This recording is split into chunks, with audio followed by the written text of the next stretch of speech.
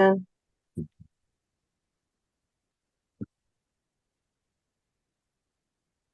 Sean.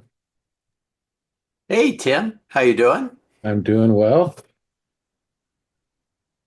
I survived my first day of the city, so that was kind of Oh, awesome. nice to get that over with. Those are those can be fun, a lot of fun, but yeah, I remember my first one. That was it. Yeah, you want to have it, you want to get it right. Yeah, no, it worked out well actually. It was really nice. Staff was really helpful in it. So, but I can wait for a year for the next one. Was there a doubt you were going to survive it? No, there is no doubt. It's just the first one, so you want. I've had to sit through a lot of them over the years, and I did some research, which was my opening line. I got some laughs that the shortest one was 11 minutes as a history of the state of cities in Wilsonville. The longest was well over an hour. And I committed to everybody that it would be somewhere in the middle. Anyway. Awesome. Before we get started, Mayors Rossner and O'Neill, just want to say I just met with a citizen. We talked about the Tonkin Trail and various trail aspects in both Sherwood and Wilsonville, as well as the potential pedestrian bridge across the Willamette. Good. Very cool. Nice morning at Symposium Coffee. Oh, that's wonderful. Sherwood or Tiger? Sherwood. Oh, good. And the head of your disposal facility was there also. Oh, Kristen? Yeah. Yeah, very cool. How we doing, Stephen, on quorum? We do have a quorum. If you're ready to get started, Chair, we can do that. Okay, just a sec here. There we go. And maybe just sorry, before we get started, one housekeeping item. We have someone labeled iPhone. Is that Council President Harris, perchance? If you're able to unmute.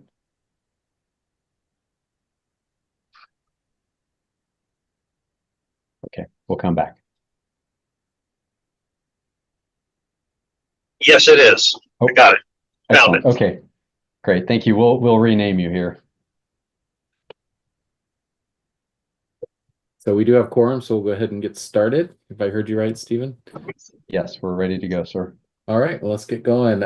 First item on the agenda is public comment. Stephen, do we have anybody who signed up for public comment?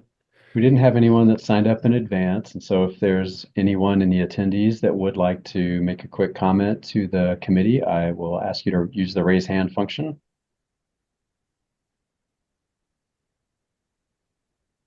I'm not seeing any hands raised.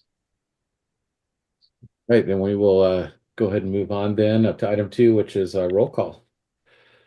Right. So I did want to just note that we have Council President Harris is sitting in today for Mayor Pace for the city of Hillsborough. And then I'll just, as we normally do, we'll go alphabetical order by jurisdiction for the roll call. So for City of Banks, Mayor Kirk. I'm here. Thank you. City of Beaverton, Mayor Beatty. I don't think I've seen Mayor Beatty yet. All right, for Cornelius, Mayor Delane.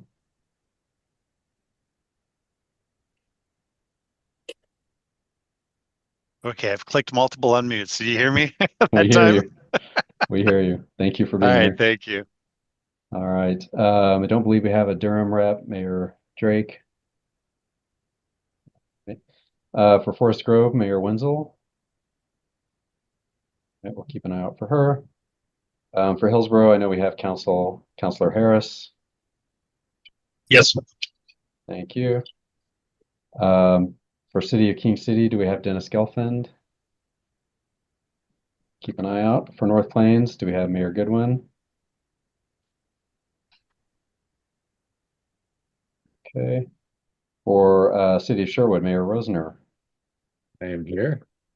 Excellent. Thank you. For Tigard, Mayor Liu. Here. Thank you. For Tualatin, Mayor Bubenick. Present. Thank you. Wilsonville, Mayor O'Neill. Here. Thank you. And for Washington County, Commissioner Fye. Present. Thank you.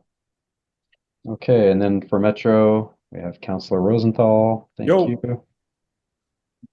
Let's see. Do we have our ODOT? Oh, I see Glenn is in the attendees. We'll promote Glenn. Glenn's going to be sitting in today for ODOT. For Port of Portland, I saw Dan Eisenbeiss. Here. Thanks, Dan. Thank you for joining us, Glenn. And TriMet, John Sarah. Okay, we'll keep an eye out for John and our other attendees. So that concludes the roll call. Awesome, thank you. So we got a first action item tonight is consideration of this afternoon of the WCCC meeting summary for April 14th. Everyone have a chance to review that. If the answer is generally a yes, I'll entertain a motion.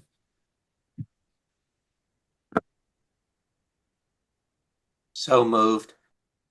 I'll second. All right, I have a motion from Mayor O'Neill and a second from, I'm sorry, I didn't catch who that was. Mayor Lube. Oh, Mayor Lube. Thank you, Mayor Lube. So we have a motion and a second. All those in favor say aye. Raise your hand. Aye. Aye. Aye. All those opposed say aye.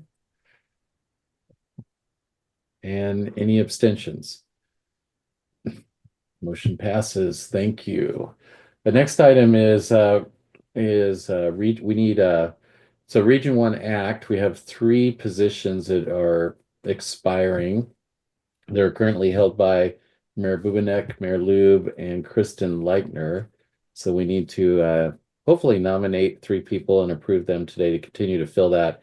Those positions expire, I believe, in June. So it'd be great to have those positions filled before the June meeting of the R1 Act. Mayor Bubanek, you indicated to me that you'd like to continue to serve on that committee. Please. Yeah, and Mayor Lube, did you want to continue to serve? Yeah, I've been fortunate enough to be vice chair and really helping to bring Washington County's perspective and opinions on topics to address. So I think it's important to continue. Awesome. All right. Did we ever hear back from Kristen Leitner on whether she wanted to continue to serve as the as a rep?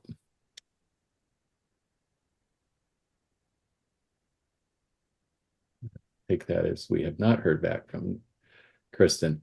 All right, Jessica's shaking her head there. No. So, well, is there anyone else that is interested? If not, I'd entertain a motion to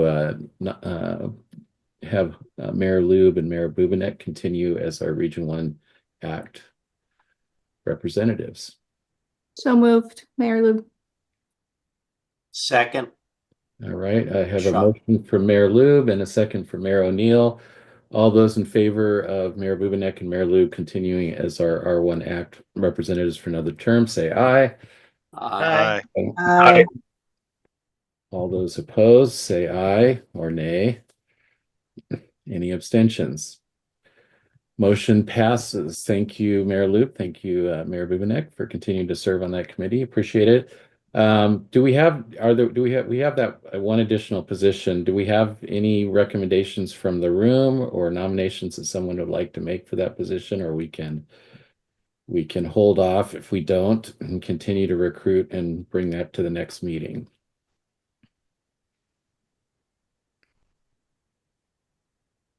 I'm taking that as a no. So, Stephen, if it's okay, then we'll just have to take care of that. We'll just continue to recruit for someone, and then we can have this discussion at the next meeting. That work? Yeah, thank you.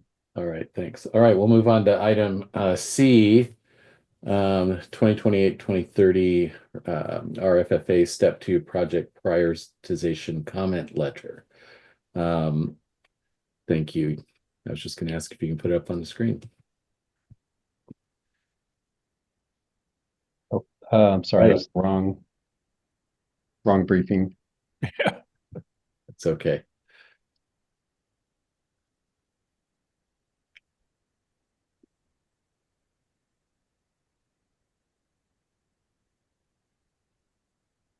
So Teresa, if you can hear, we're seeing the resilient transportation funding options presentation. We need the RFFA comment letter.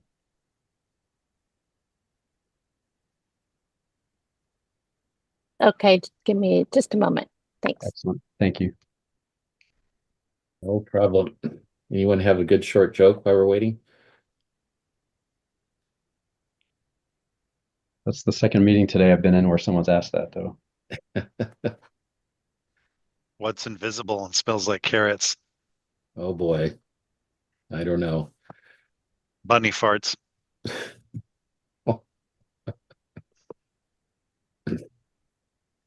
I'll be using that one on my kids tonight. It's a Cub Scout joke. It's in the book. Do you know why cows wear bells? No. Their horns don't work. But Also a Cub Scout kind of joke. Yes. Yep. All right, there we go. Stephen, I guess you're the presenter here. Take it away. I am. So we wanted to just put this letter in front of your committee today. We traditionally have endorsed all of the projects that are proposed for the regional flexible funding. Teresa, if you can make that bigger, might help. Not sure how to do that. Yeah. Okay, well, we'll go with what we got. Oh, it's down at the bottom there. I think there's the magnifying glass down near the bottom. There we go. So we've traditionally taken the approach of not attempting to sort of sub-regionally prioritize projects, and really just putting forward all of the proposed projects from the Washington County jurisdictions.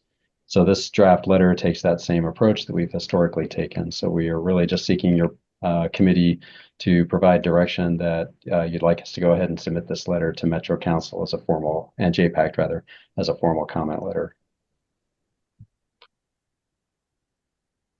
And these, I should clarify, these are the RFFA Step 2 projects, not the bonding projects.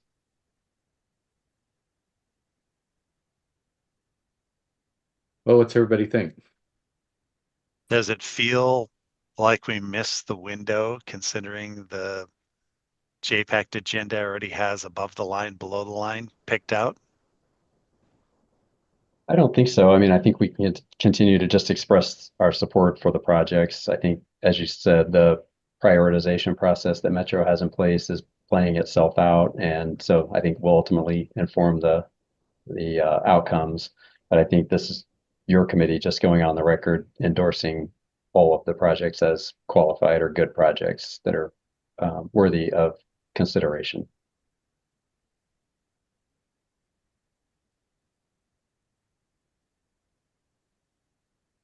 Any other thoughts? Mayor Lube. Well, I guess since Mayor DeLynn brought it up, it's worth just, I see you laughing, noting that we discussed our serious concerns about the Metro process, which looks to receive comments, but not actually integrate them into their decision-making process by, posting what they think is going to be funded and align without adequately actually taking into consideration projects that were commented on significantly or had really high ratings. That didn't impact any of their decision on where items moved. And that was just incredibly concerning to us. So wanted to elevate that concern to all of you. And I will just preface it by saying Tigard's project is the most highly rated project based on comments and opinions. So I just want to throw that out there that, that's something that I saw. I don't want you all to think that like I'm throwing this out there and hiding that. So it's something that I wanted to bring up, but it's just, it's very concerning. And also the way that the projects were presented, it wasn't fair or equitable. We've made some suggestions on how those projects be shown in the future for public comment. Mayor DeLynn, anything to add? No, I was waiting to see if you'd lean in on that, but prior discussion with our briefing with the staff, yeah, it's just I'd echo most of what Mayor Loop said. It's conspicuous that they're forecasting above the line, below the line before we've, had discussion or consideration. And I think to really continue to highlight her point, you have really high scoring feedbacked programs getting cut and really low scoring ones being funded as far as community input. So is there any real value being given to the input from people?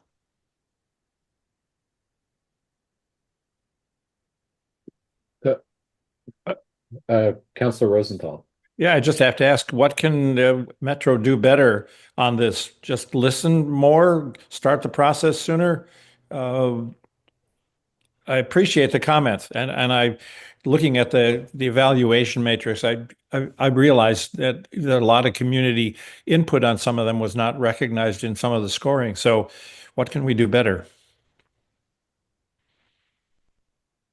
I would say the acknowledgement we made was that this is indicative of what we've seen in past, is that the answer is the answer before you go into public comment, and you see a significant amount of public comment, and it doesn't seem to affect the decision at all, or independent of also our representatives having discussions on particular items. It can be very difficult to change the tide. And I'll be as specific as I was in our briefing. Basically, if you don't see the 3 counties and the city's reps all line up together and say, whoa, or stop, the train proceeds on just as it was presented by the staff in the first briefing. Thank you for the question, Councilor Rosenthal. I have to say, we talked a lot about our project with our community, and we rallied them, and we had 70 individuals make comments. And it feels really tough to go back to those 70 individuals who took time to make comments about the importance of their project in Tigard, and let them know that their hard work was for nothing. And it appears as though nobody's comments across the region were taken into consideration. As we continue to build public trust and public engagement, this is indicative of why community members don't engage. They don't feel like their comments, make a difference. And so I think that's an important piece of it, is making sure that we're taking that into consideration. I would also say that the above the line, below the line is incredibly concerning when this is Metro regional money and we have an entire county that is left out with no projects above the line. Extremely concerning about that as well. I would tend to agree. Perhaps a category should be added for active community involvement that would be able to raise, best, good, or, okay. I will ask about that. Thank you. Yeah, and maybe I'll just add, I think there's always this balance between any process like this of really trying to evaluate the technical criteria and potentially evaluate how you evaluate the public input and comment. So we appreciate the balance that Metro staff's probably trying to strike here. But I just have to comment, Metro staff tries to do a balance, and it's a comprehensive kind of approach, but they are not aware of all the community efforts that are going on and of the importance in the community in many cases.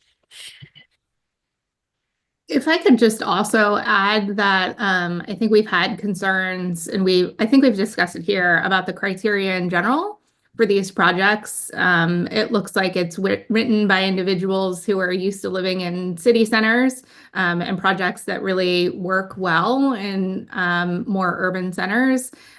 So a lot of really great projects were not, I feel like, scored because they didn't fit the mold of what they thought projects should be. So perhaps expanding what the criteria looks like, or being more transparent about which areas of the criteria are going to be weighted more than others would provide more transparency in the process. Agreed.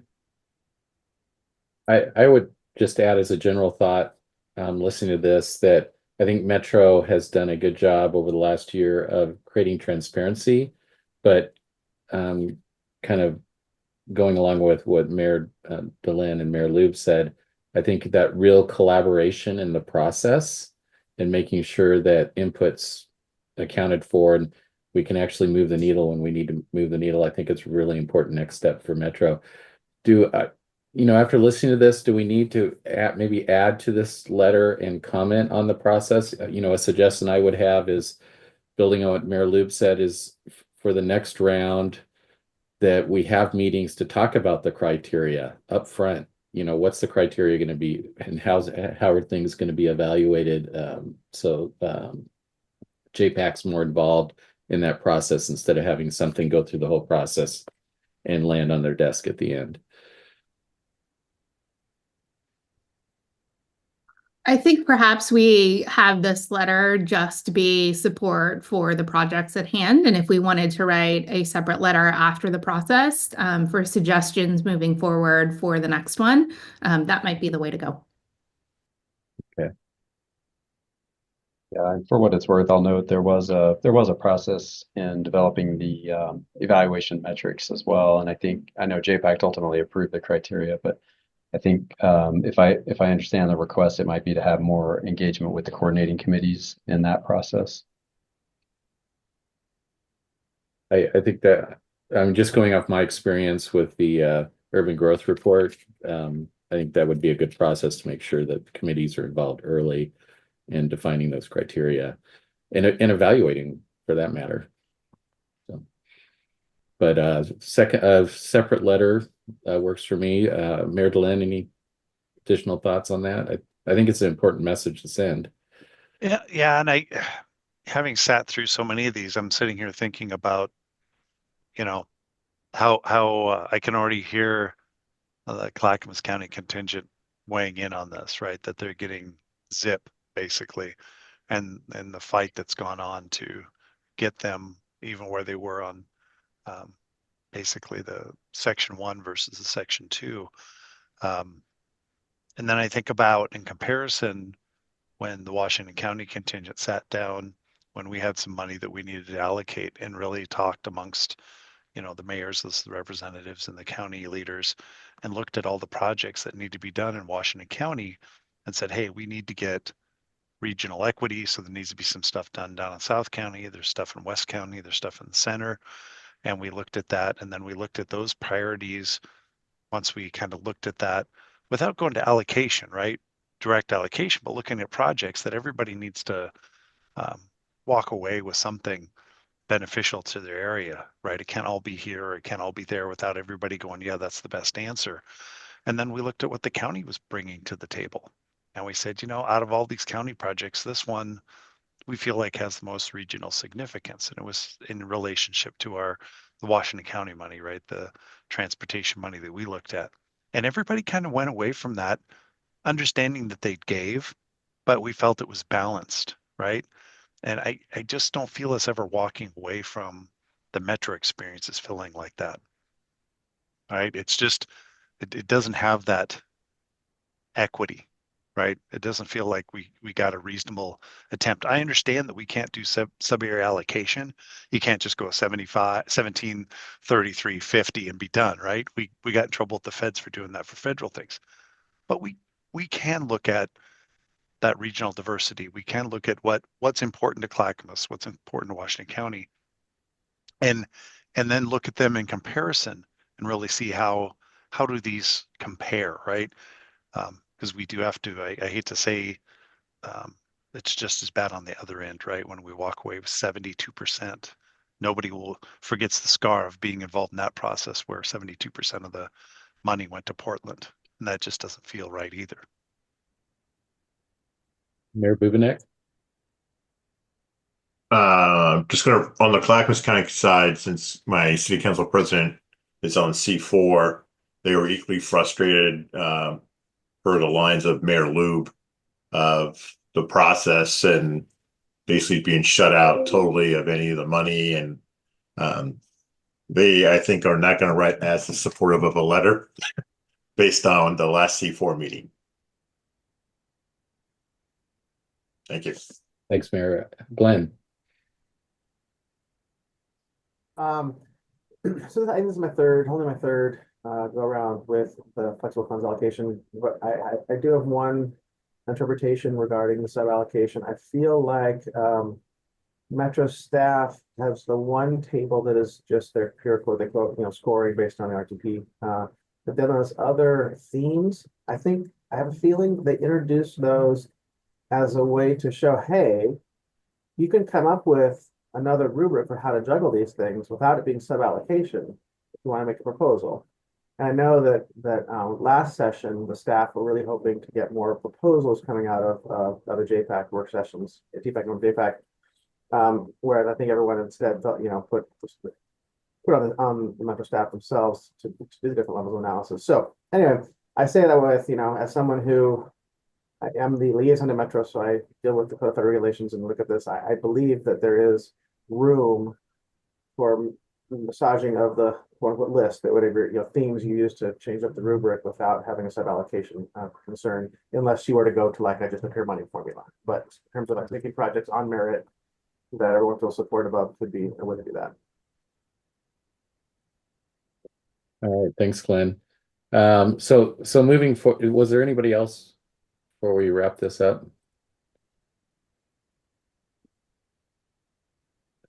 Councilor Rosenthal. Yeah, I think I'm pretty supportive of the fact that there needs to be some adjustment in the process, so it's not quite such an in-house kind of process, and I hope staff listening to this will not be too mad at me. But something relating to a little bit more ability for feedback into the process, and also some recognition of community involvement and regionalization. And if a letter were to come regarding those two issues from, say, WC3 and C4, that probably would be a useful thing. Thank you, Councilor. And Glenn, you still have your hand up. Did you have something more? Okay. So what I'm hearing here is maybe a second letter. And Stephen, is that something you can help draft? Maybe reach out to Clackamas County, and maybe we can coordinate that with them a little bit. But what I'm hearing is we need more collaborative process up front, maybe a redefinition of the rubric, as Glenn was mentioning, so we can get a more equitable balance in how these funds are distributed across the 3 counties. Does that sound like a reasonable approach for everybody? I can't see everyone, so I'm going to take your silence as yes. And and Stephen, we can work on that and get a letter out for everybody on this team to review. So awesome. All right, there's everybody again. Okay. So as far as this letter goes, it sounds like there's at least I'm hearing some consensus. We'll go ahead and approve this letter, and then we'll do a second letter targeted at the next cycle. And Stephen, do we need to vote on the letter? Yes, I think we should. All right. Do I have a motion to approve this letter? I move to approve the letter. Thank you, Mayor O'Neill. A second? Second. I second that. Oh, Mayor Kirk, I heard you first. So, so I have a motion and a second. All those in favor, raise your hand, say aye. Aye. Aye. All those opposed, say aye or nay. Raise your hand. Any abstentions? Seeing none, motion passes. Thank you, everybody. All right, and so with that, we'll move on to our first information and discussion session. Item A is Washington County Resilient Transportation Funding Options. Stephen Roberts and Jessica Peltz will be doing an overview for us. Right. Well, thank you. So this morning, or this afternoon, I guess already, we wanted to just introduce you. We may have spoken about this earlier in less detail, but we wanted to just give you a quick overview of a project that we're actually finally kicking off. And I think you're all aware that we've had ongoing stability issues with the county's general fund. That's resulted in some reductions in our MSTIP allocations over the last couple of years and in the proposed FY 25-26 budget as well. So the writing's clearly on the wall that we probably need to be looking at other ways to ensure that we can continue to manage a robust transportation capital program across the county.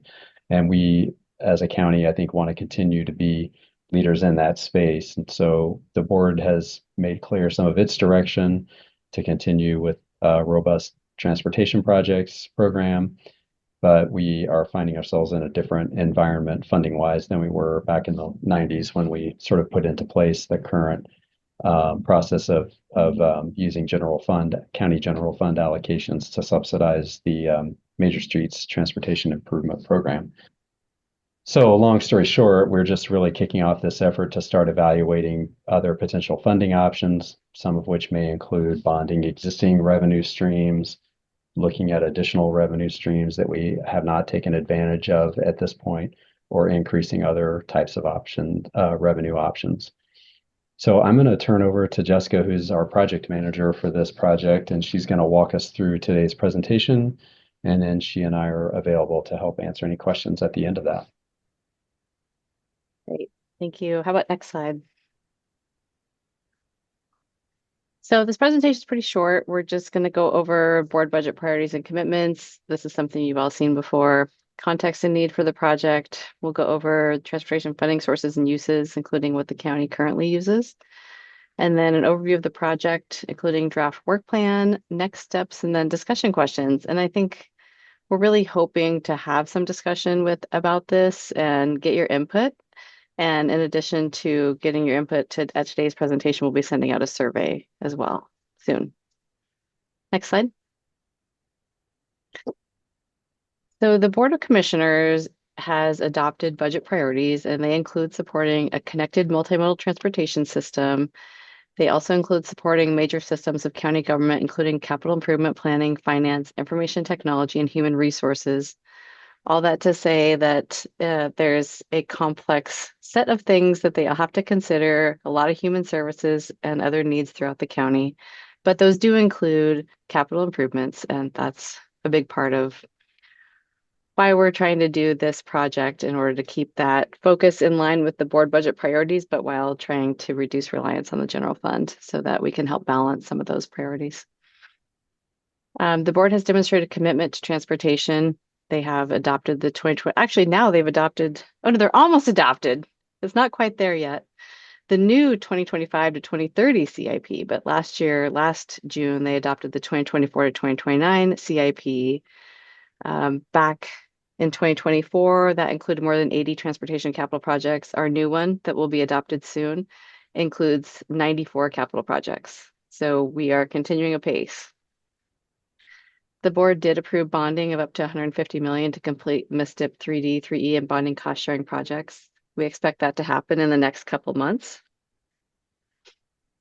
And the board approved the $250 million MISTIP 3F funding allocation. That's a huge deal. And we will be continuing to work on those projects over the next 5, 6, 7 years. Next slide. So to roll it back to the context and need for this project, it's been a long time coming, really started in the 90s with Measure 50, which caused the then existing MISTIP 3 voter approved levy to be reduced and incorporated into the county's permanent property tax rate. That also happened with our Washington County Library levy. So that became part of the county's property tax rate as well. The board has continued annual general fund transfers to MISTIP in line with the original MISTIP levy rates, adjusted for assessed valuation growth until recent years when we've had budget issues. The fiscal year 2025-26 proposed budget does include a 17% reduction in general fund transfer to MISTIP. It's a little bit complicated because the reduction is after the AV increase. So the reduction is actually $5.5 million versus $8.7 million of what it would look like if it was 17%. So the 11.4% is the actual year-over-year decrease. And this happened last year as well, where it was mitigated by the AV increase. We expect county general fund reductions to continue due to ongoing property tax revenue constraints and the need to balance those many competing countywide service needs. The budget message for this year shows a clear need for new revenue to support transportation capital projects into the future. It's just becoming more and more unsustainable for our general fund with all the competing pressures. Next slide, please. So this slide gives a pie chart overview of the general fund. And you can see here, I'll just talk about this for a second, Mayor Rosner, and then go to you. That the non-operating, there's 3 slices at the top that are non-operating. So those are ones that are committed to MSTIP, Washington County Consolidated Library Systems, and then the other non-operating piece is a pretty small piece of the pie. Everything else is operating funds that are being allocated out of general fund. So that's what makes the pressure on MSTIP that much bigger, because there's not very much discretionary funding available in general fund. Yes, Mayor Rosner. Thank you. I on that last slide, I was just curious with the, last year there was a reduction in the general fund portion. Where are we at with this reduction of 17%? Are we still, is MSTIP above or below what the original levy rate was in terms of funding? I'm just trying to understand that reduction in general fund contribution. Where does that put us overall in terms of the original funding rate that the MSTIP 3 had, or the reduced rate coming right at that time Measure 50 passed? Does that make sense? What my question is? Yeah, I'll take that. I think if I'm understanding your question right, you're thinking as a proportion of the pie, how does the MSTIP slice? Well, let's say based on the original MSTIP rates, it was $50, and the county was contributing $25 on top of that. So as we've seen this reduction in county general fund contribution, are we below that $50 or are we still above that $50? Yeah, we might need some time to sit down and look at numbers and go back to that 1997 measure. But what I would say, I think at a very high level, the MSTIP slice of the total general fund pie, given these reductions over the last couple of years, is gradually getting smaller relative to the rest of the general fund allocation. So the budget policy, and it's still the board's adopted budget policy, is that each year the general fund transfers to MSTIP and the library services would increase based on the percentage of AV growth that's experienced across the county. So what we're seeing in these reduction years is that we're not keeping pace with that rate of growth in the overall general fund. So what's happening is essentially those 2 pie slices, MSTIP and WCCLS, are getting a little bit smaller each year as a share of the overall general fund.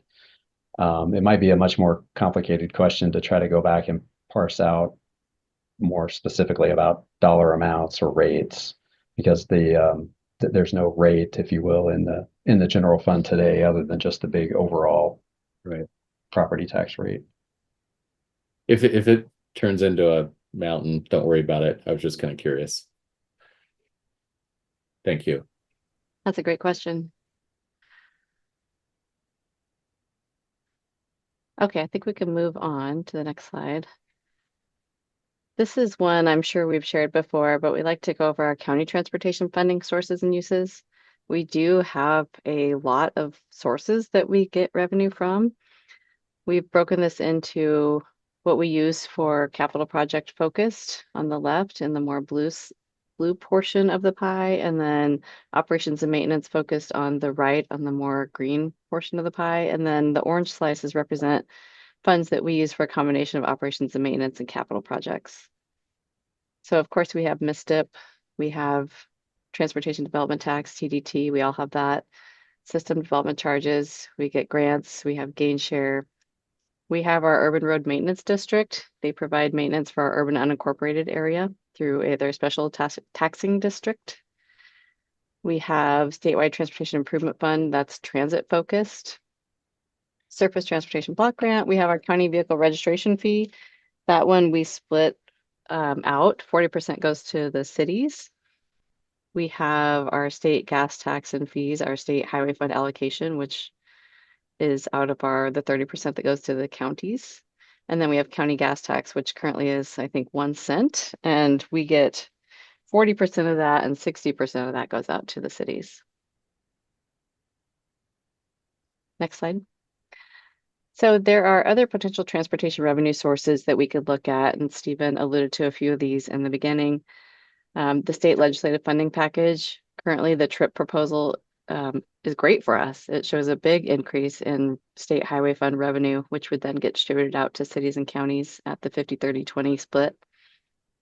There are federal and state grants those seem a lot more uncertain at this time with this current administration.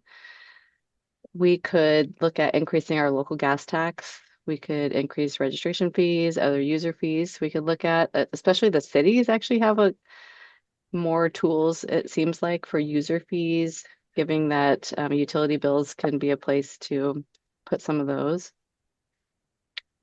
We can look at bonding programs, levies, urban renewal, local improvement districts, others that we haven't thought of. And this is part of why we're going to be sending a survey out, just asking the question of what are you guys doing? What are we missing? What are we not thinking of? Do you have any concerns? So there's discussion questions here, but we'll wait till the end. I think these discussion questions repeat at the end. Next slide. So now to get to the actual project, the Resilient Transportation Funding Options Project is what we're calling it. The goal is to improve the resilience of county transportation capital project funding by proposing to the board long-term sustainable funding and financing options that reduce reliance on the county general fund. We have quite a few desired outcomes from this project. One, ensure adequate ongoing funding for routine operations and maintenance. Of course, we're lucky to have road fund to fill in that, but we have a lot of road fund needs as well. We have a lot of ADA needs, seismic, preventive, pavement maintenance, things like that we have a backlog of. We want to continue funding transportation capital improvements at a level consistent with MISTIP 3F and previous allocations. We're going to compile a resource library of potential capital project funding options. We'll assess each funding option's implementation viability, build leadership consensus on a potential mix of viable funding options, and then we'll obtain board direction on implementation of capital project funding options. And all throughout the way, we're going to engage you through this WCCC and WCCC TAC process. Next slide. This is showing a schedule of the draft work plan. So we have gotten our project management plan done. I think there's a summary attached to the packet online. We're in the research phase. We do have a consultant on board. We will be doing our survey that we talked about. We're working with all of our partners to research options. We're going to be working with our consultant to assess the viability of implementing these options. We know not all of them will work for the county. And then we'll create a draft list of implementable transportation funding options, and we'll be bringing that information back through WCCC and TAC and the board. And then finally, toward the end of the year, maybe the beginning of 2026, we'll be obtaining board direction on options to move forward into a resilient transportation funding strategy. Next slide. So the next steps this month, we're going to send out that survey. June, we're going to be developing that list of transportation capital project funding options and researching their implementation viability. July, we will come back to the WCCC TAC and WCCC. And then actually, I think we have moved this out to October 2025. Give us a little bit more time to develop a refined list of transportation capital project funding options that are feasible and that the board should consider. Okay, now for discussion questions. So we'd like to open it up. Which revenue options have worked well for your jurisdiction to fund transportation capital projects? Are there any revenue options you have used to fund transportation capital projects you would caution against? And have you had any significant challenges with implementing any transportation capital project funding options?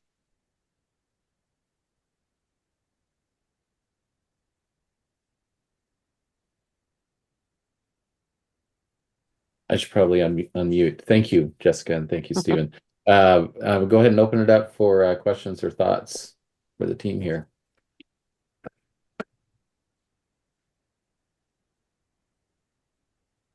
Mayor Deline. We, when the state law made a change years ago, we implemented a local option gas tax and then put it to vote of the people. So I think that really helped us having some local money of our own, really, from so we have a 1 cent gas tax in town. So I think that's been a good adder. It would have been good to have gone for more, obviously, but with the volatility of gas prices, I think it went up and down like 6 cents in the last week. Small increments, I don't think seem to make the world. And I've testified in front of this group many times. When we index the gas price from 38 to 40 cents for Oregon, nobody noticed. So I think maybe going back, I mean, I know it's a diminishing return, but as long as we're pumping gas, maybe we should be looking at that a little bit. And then it's that is the long-term concern of the fractionality of that, right? Those who can least afford pay the most. So I would be remiss not to bring that up too as we continue to increase gas costs. And my community has one of the longest commutes on average. Thank you. Thank you, Mayor Bubinek. We did the $20 million bond here in Tualatin that we used to finance these projects over a period of 5 years, everything from improvements to Tualatin Sherwood Road near Cabela's to pedestrian crossings, sidewalks. So we've done it all. But it was a 10-year bond that got done and all the work done in 5 years. But our residents had to pony up to $20 million to fix state and county assets that we couldn't wait any longer to get fixed. Thank you. Councilor Rosenthal. Well, I've sort of tongue in cheek, I have to answer the second question. Caution against payroll tax. If you remember the problem that we had with that. But I have a question is, obviously some of the things that the state might come up with, and my understanding is they may be coming up with a package this week, are going to affect things. If they come up with an 8 cent.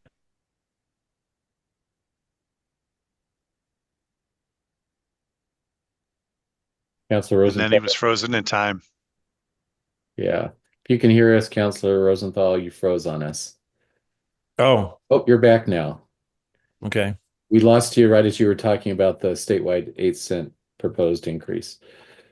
Yeah, how are we going to implement? I mean, the state is going to come up with a complex package, perhaps. And how are we going to integrate that into the evaluation locally? Thank you. Mayor Lube.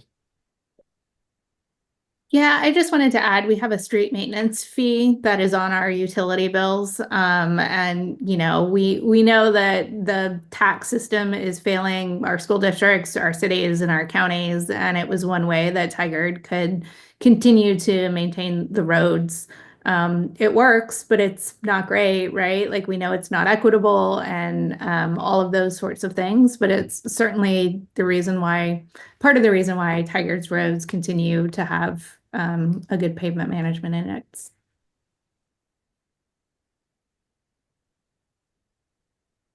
Any other questions or thoughts? I actually had just a quick follow-up question, maybe to Mayor Bubinek, about the city bond. Was that a GO bond that required voter approval? Yes. Okay, thank you.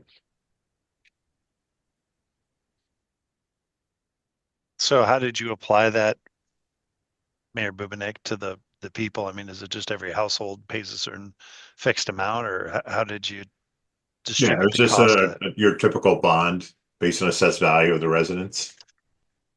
Okay, so it was, if you've got $1 million home, you pay twice as much as somebody with a $500,000 home. Yep. So assessed value. Okay. Yep. And I'm assuming that the public knew exactly what they were going to get for that. They knew, we had the projects laid out ahead of time. We told them how much it would cost. It passed easily, and we promised it would get done early, and we did.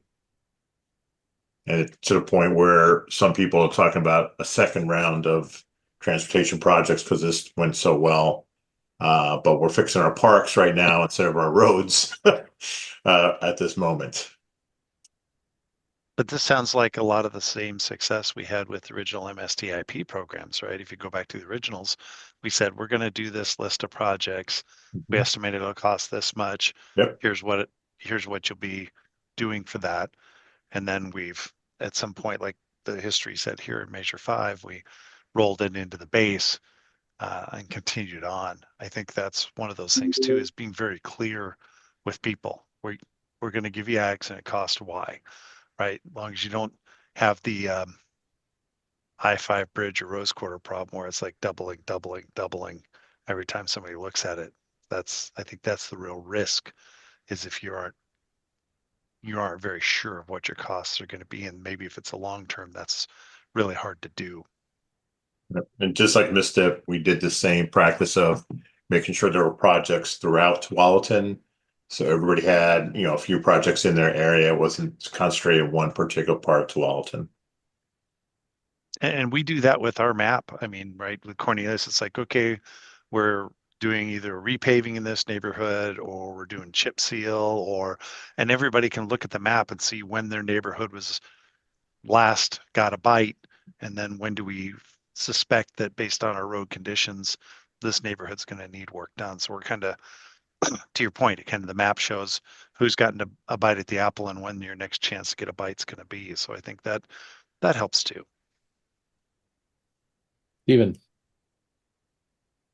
I was just gonna add that one of the objectives I think that we have too, as we're thinking about this project, would be to facilitate more of this kind of discussion, just even amongst the cities within the county too. So I think in the way that we see the need for ourselves, probably as a state, to become a little more self-reliant, given the federal funding picture, and then at the county level needing to, figure out ways to be self-reliant, and then even at the city level. And so I think the idea of some of the city measures seems like a great idea, so that as a county, we're continuing our role in thinking about sort of that interconnected countywide network system, and helping to bring funding to some of those major connections, and then really seeing how the cities may be able to also step up and leverage some of those same tools at the local level to even fund some of those next tier projects that a program like MSTIP would probably never be able to get to.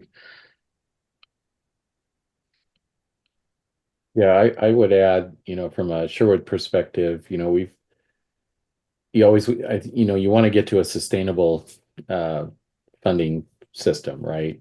So, and I understand the desire to get there, but I would add within that, we still have to get ourselves ready to take advantage of new programs and, and anything that comes along in terms of grant programs and stuff like that. So as you're thinking about all these different options and presenting them, it'd be interesting to see what the prep looks like, to be successful in this area, like, what does that look like and what does that entail?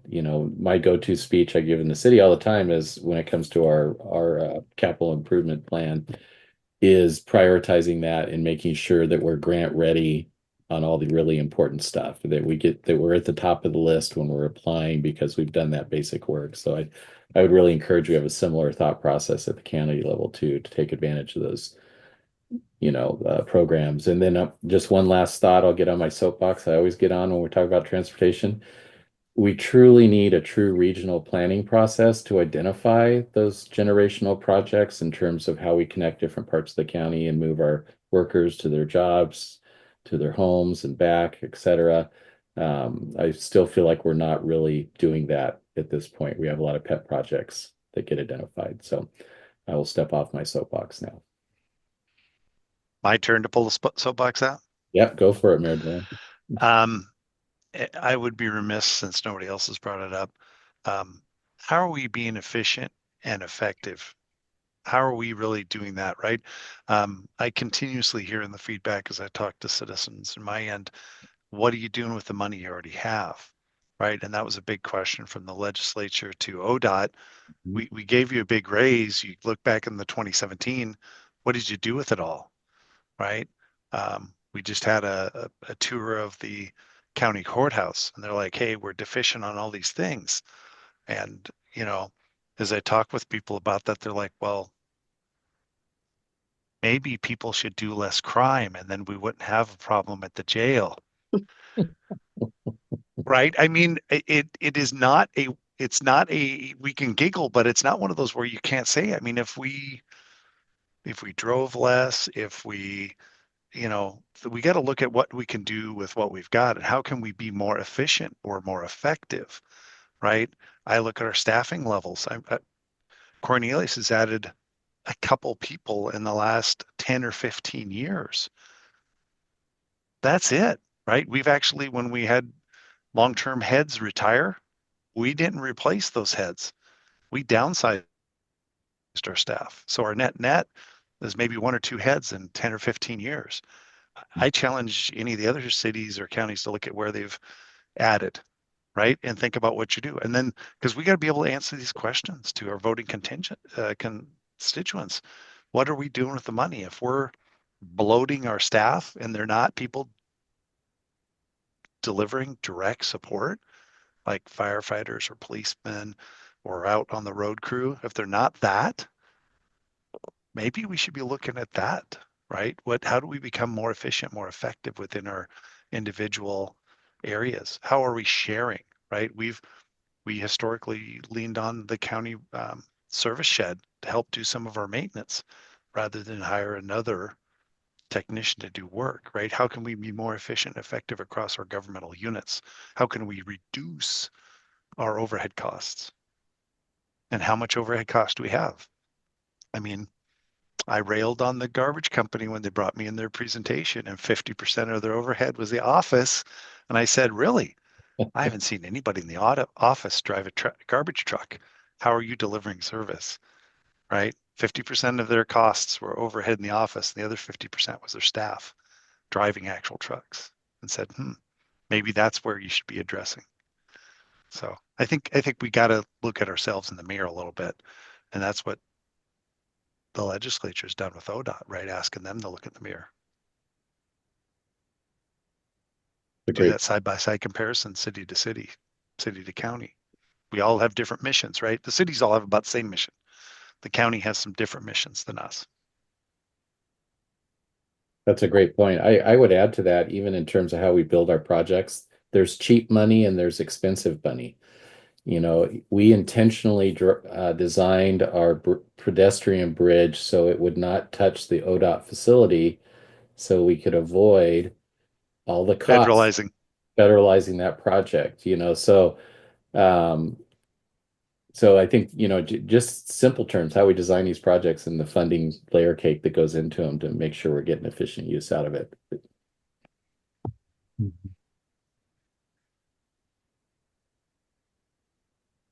Mayor Lou. Yeah, no, I just want to add, we think about it quite often, right? Of taking federal or state money, like at what cost does that balloon the project? And is it worth it in the end for the amount of time and additional resources it takes? Also wanted to add a couple of things. Urban renewal funding and SDC funding. I don't think we talked about those as potential levels of funding yet, but we have leveraged both of those, the TIF funding, especially in our downtown area, to make a lot of improvements. So wanted to add that too. That's a good one you hit on, Heidi. I hadn't thought about hitting on that because the 3 places we're buying in town for retrofit or community involvement are all out of urban renewal. So maybe looking at that tax incremental financing, maybe that's another thing we should be thinking about. Yeah, urban renewal is a great tool. When used properly, absolutely. Yeah, absolutely. We even figured out how to help it fund our broadband project. We have 3 feet of right-of-way spiderweb through our whole city in our urban renewal agency, so we could do that. There's a lot of creative ways you can use the URA. Mayor O'Neill. I just want to echo the comment about urban renewal. Wilsonville has historically been very successful in utilizing urban renewal. We've had one setback, but overall that's been very effective. Also in Canby and other cities as well. It's a key resource that we need to have as a city, given how hard it is to fund things. Thanks, Mayor. Anybody else? Jessica, are you getting all the feedback you dreamed and hoped of getting? Yes, I'm furiously typing over here. So this has been really great. Thank you. Awesome.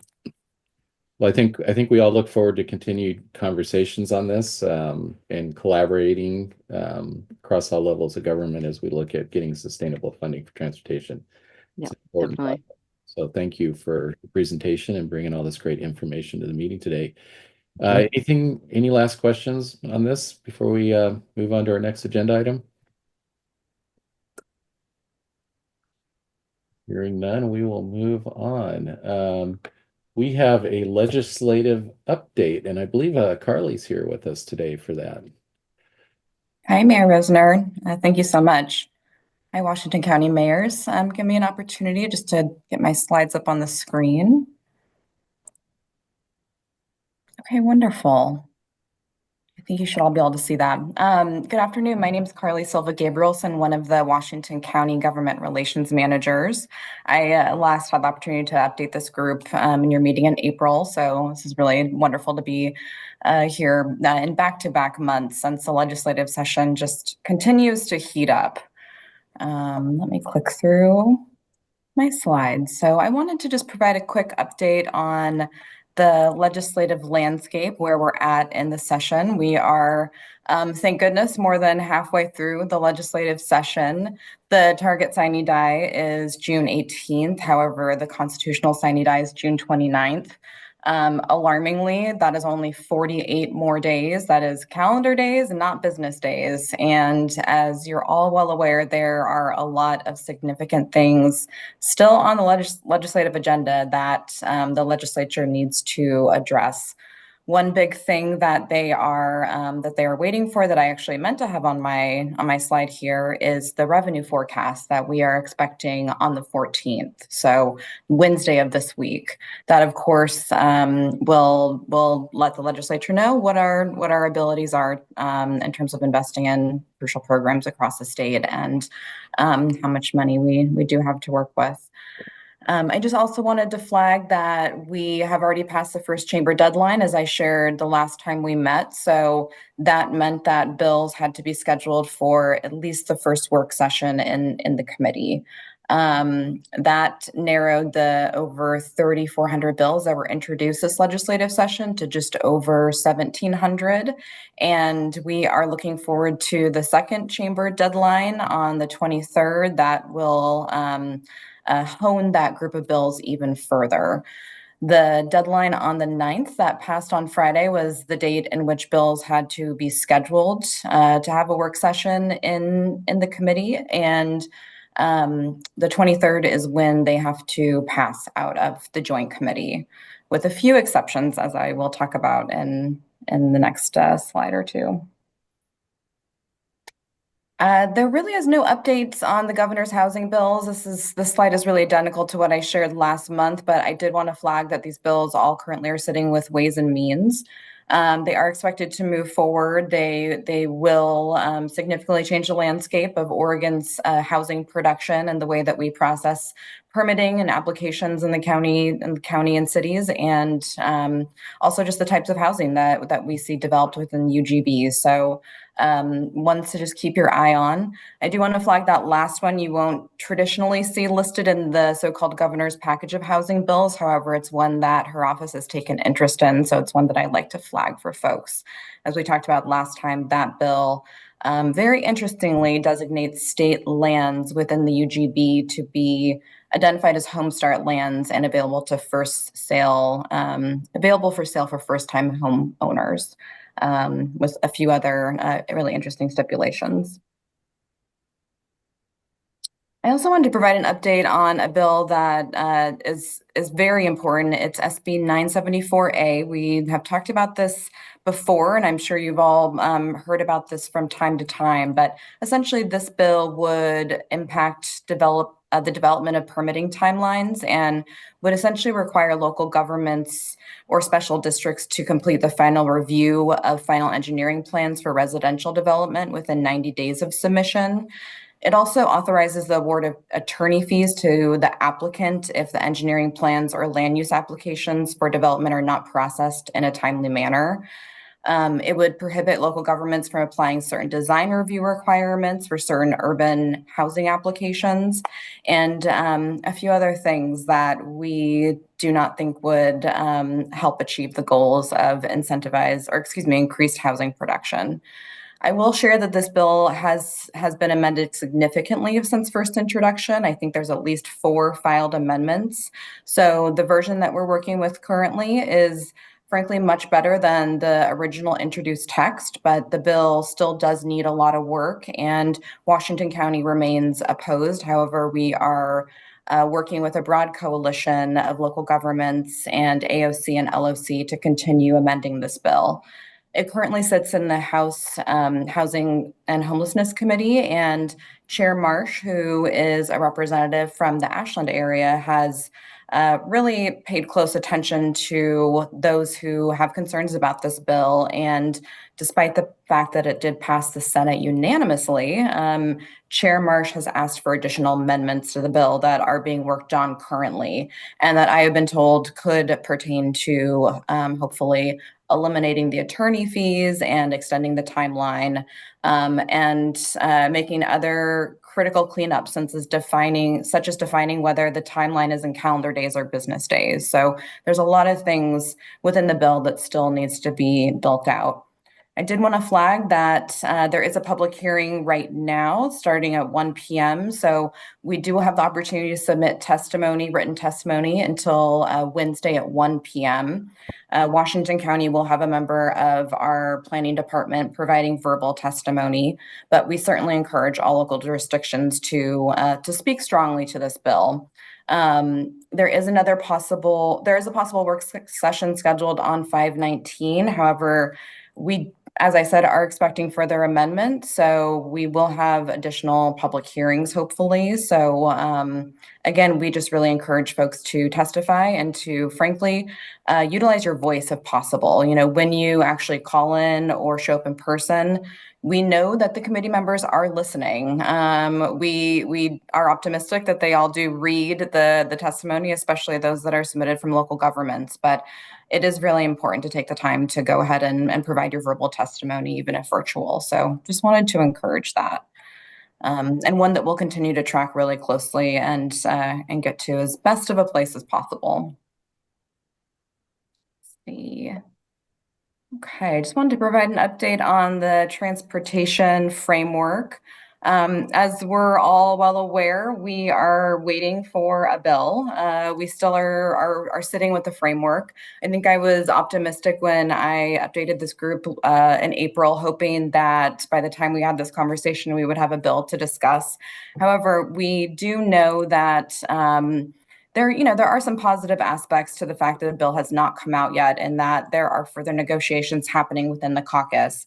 I think that there was a lot of local governments and those that would have been impacted by the initial number proposed for transit that have done a really, really great job advocating and lobbying for an increase to that number. So we're hoping that that might be something that's being worked out right now. I know that there's a few other things that the committee is working within the caucus on. So it's not necessarily a bad thing that we haven't seen a bill yet. However, we all have to be braced for a reality in which a bill could be filed, and it might be 160 pages, and we have 3 days until the first public hearing. So stay tuned for a bill that will be filed, which we do expect to be released as House Bill 2025, kind of carrying on the tradition of transportation bills. The bill in 2017 was House Bill 2017. We do expect that the bill could be released at the end of this week. We have been told that we could see the public hearings on May 19th and May 20th, so that would be next week. Again, just like with Senate Bill 974, it's going to be so crucial to testify, hopefully verbally, but certainly in written form, about what the impact of this bill will be to your local jurisdiction, and frankly, to get on the record to help our delegation to help the legislature sell this bill to the public. So your support and your encouragement of numbers, and if you so feel compelled, even increasing numbers is really, really crucial.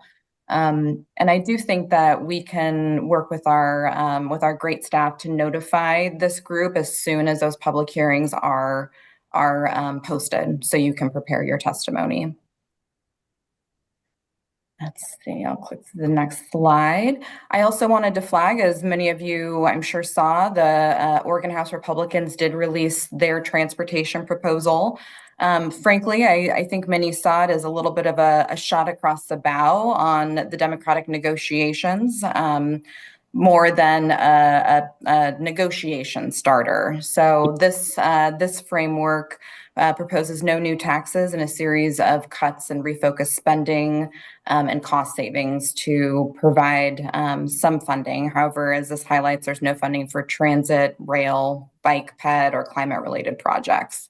And of course, they're a very big item. The cuts to our statewide transportation improvement fund, I think, is viewed as a non-starter for the vast majority on this call.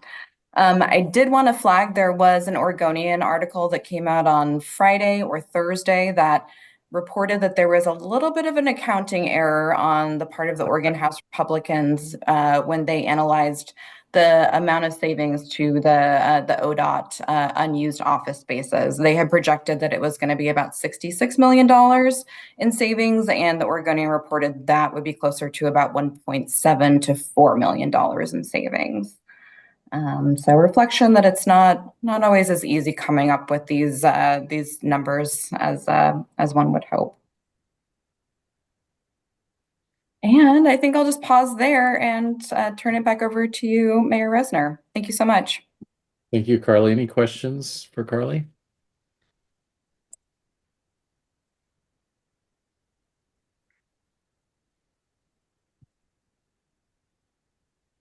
Just one comment on that last slide. I don't know how well the public will take to a vehicle privilege tax, if they call it that. It just seems a little weird. But just a note for you, I talked to our lobbyists this morning, and I think they're redlining. There's a redlining of an amendment for 947 they're working on today that's supposed to come out. So the last intel I got was the attorney fees is out. The shot clock is back to 120 days, but the design standard review, which I think is the most egregious part of that whole bill, is still in there. Thank you for that, Mayor. And special shout out to Alexandra with LOC, who's been just doing really, really great work on that bill. So thank you for that. Yes, she has. She's been pretty busy. Stephen. I just wanted to add maybe something to what Carly was saying about the transportation bill and the need for advocacy there. And I do think that a message that I would really stress is that there's a lot of concern about, Mayor Delane brought it up earlier, about ODOT accountability and are we just bailing out ODOT? So I think it is important to help educate community members that half of the funds that are generated by this come back to the local jurisdictions. And so folks are going to see the benefit of those dollars right in their cities and counties. And then as well into the state system. And so I think that we want to try to help spread the word that it's not just a state funding package. It's really essential to all of our local agencies as well. Thank you so much for that, Stephen. And I actually, I had intended to touch on ODOT accountability and accountability in general, but we do expect to see the ODOT accountability proposal that has been led by Senator Bruce Starr released sometime in the middle of this month, so stay tuned for that. We do also anticipate that there will be accountability proposals within the transportation package itself and very much within ODOT's budget. That's really where we're going to see proposals for some combined programs and some reductions. So there's going to be a few different components where there certainly is going to be increased accountability on ODOT. But as Stephen said, I think it's really crucial to highlight to legislators that we are united and that we are attached to ODOT and to these funding mechanisms. So we certainly support increased accountability, but we support increased funding as well because all these agencies certainly need it. Great, thank you. Is there, I mean, this is probably, I don't even know if they can do this, but we had that conversation earlier about as soon as ODOT gets their fingers in a project, it becomes federalized and your costs go way up. Are they looking at that whole structure? If projects are just being funded with state money, do we really have to federalize those projects, and just think smarter about how ODOT's looking at projects? I'm just curious if there's any conversations, because there's accountability, which is great. We need that with ODOT, but there's going back to what Mayor DeLynn brought up earlier, efficiency, and how they operate. Absolutely. Great points, Mayor Rosner.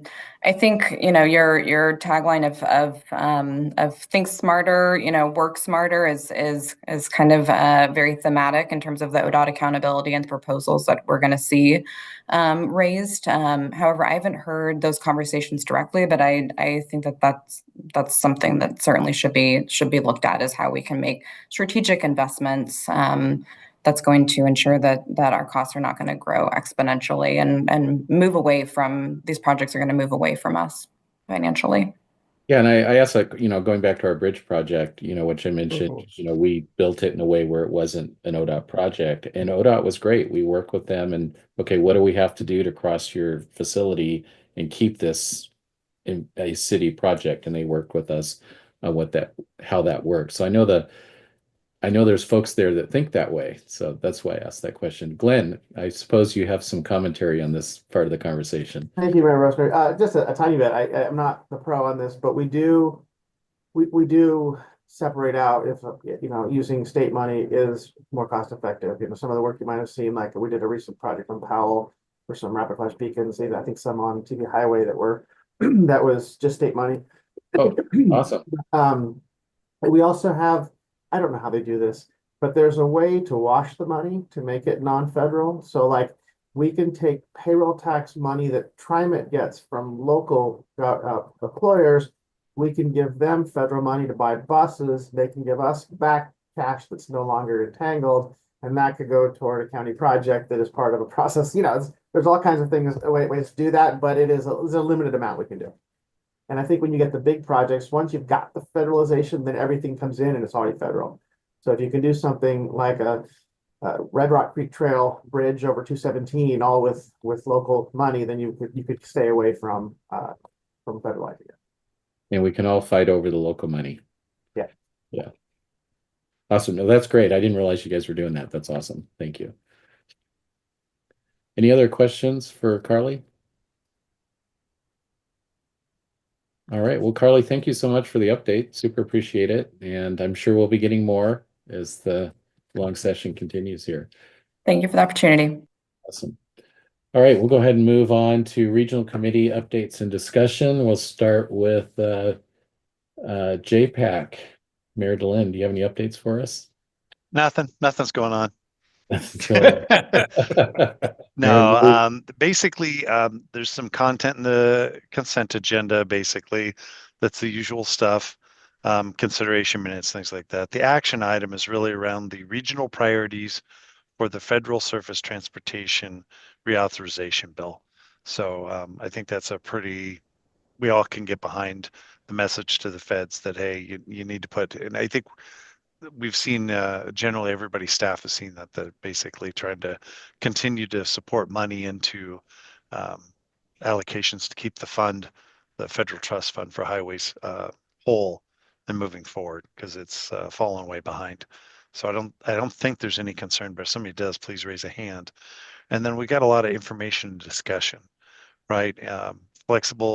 Regional flexible funds allocation, which we had some discussion here. I think I'll be able to handle carrying that message forward. And if I stumble, I'm sure Mayor Lube will be able to take care of that. This one's an in-person meeting, so I'll be headed down to the Glass House Thursday morning bright and early and spending basically half my day at the Glass House. Tualatin Valley, the highway, the LPA update. So we'll be hearing about that and where the locally approved option is.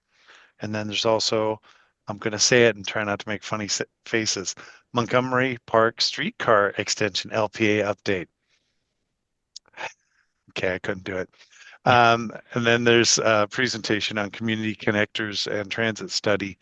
And I think that one will be interesting because some of that has the opportunity to speak about things that we've spoke about, and they've talked about, our transportation system is bigger than just the hub and spoke that we currently have. So I think really it's looking at how do we connect into the urban centers that have really developed outside our own area, right? You hear me always talk about Canby, Aurora, Newburgh, now Yamhill and Carlton have expanded quite a bit. Clackamas County has similar things going on where there's a lot of expansion outside the UGB of Metro because people are looking for a certain place and type of living, and they've jumped outside the line, and that's where they're coming in. And the biggest one is our fourth county, right? When you do the math and look at Clark County, it's outpaced every other example I bring to the table, almost 2-to-1. People have moved to Clark. We're talking about people living in, halfway to the Dalles and then driving to Washington County for the work, but they're doing it on the north side. So, Camas and Washougal have exploded. Ridgefield, Washington has exploded with population, and those people are driving down here to work. So I think talking about how you want to commute people other than just single person cars is a valued thing for us to talk about. Because that cat is out of the bag. Heidi, did you think of anything else, or Nafisa, that we should be talking about in regards to JPAC? I think you hit everything. Thanks, Mayor Dillon. Thumbs up from Commissioner Fye. Thanks, Heidi. Councilor Rosenthal, see your hands up. My understanding is also JPAC is going to have a special meeting on the 22nd to talk about the bonding proposals. Is that correct? Yeah, thanks for the reminder. Yeah, there is another one next week to talk about that because one trip to JPAC isn't enough for me in a month. I get to probably do two. So yeah, I think that's I want to say 22nd maybe that it's on. Yeah, the 22nd. Awesome, thank you. Any questions for our JPAC representatives? All right, seeing none, we'll move on to MPAC. So we don't have an agenda yet for the next MPAC meeting. So if you're not aware, I'm the second vice chair on MPAC, so I am on the MPAC coordinating committee now. So I'm trying to use that so we can get a better view into what the next agenda is going to be, so we can have a good conversation about it in here ahead of time, but not quite there yet. I'm still waiting on the agenda for this next meeting, which is on the 28th. Mayor Deland, did you have anything to add on MPAC? Did I mention how much I love that you were such a great and representative and fully engaged for us all on that? You're doing an awesome job. Thank you. I feel well represented with you there at the table. Well, and vice versa. Thank you. But unless there's any questions, I'll go ahead and move on. And the Region 1 Act, Mayor Bubanek, Mayor Lube, Mayor Wenzel, do you have an update for us? We have our meeting next month, so this is our month that we're off. So we will update you next month. Awesome. Great. Well, then I'm going to assume there's no questions because we don't know what the meeting is yet. All right. Other business. The June meeting, we had a date change. It's now on June 12th due to Juneteenth. And at WCCC, we'll move to, I'm going to make sure I get this, from June 16th to June 9th. So that should be in the minutes for you. Scroll down. And that's all we have, unless there's something else for the good order that everyone would like to talk about.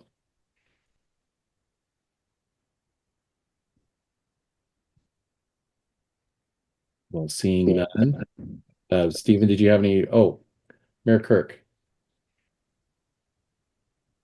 Just really quick, I wanted to give you guys an update on our intersection where we're actually getting our second light in Banks. Woo! It has a lot of infrastructure going into it. And unfortunately, since the mayor happens to live to the north side right next to it, a lot of sleepless nights, no water and no power occasionally. But that's going well and in process. And then also, if anybody is interested, the Northwest Act will actually be in Banks for its June meeting. Yes, Jeff, you can come on up. I gotta remember the date, but it's gonna be at Banks Fire Station 13. Where is it here? Thursday, June 12th. And it'll be starting at 1 o'clock. Our coal pack, it'll be at 10 o'clock, which is regional EDC. But otherwise, we will feed you if you want to come and watch. Awesome. Thank you. Thank you. Any other updates that anyone wants to give? Exciting things happening in their communities? Or do you just want a few minutes of your day back? I think a few minutes of your day back won that impromptu vote. All right. Well, thank you, everyone. Thanks, Stephen. Thanks, Jessica. Thanks to all the presenters, if you're still on. And we will see you next month. Yeah, Bye. thanks. Thanks, everyone.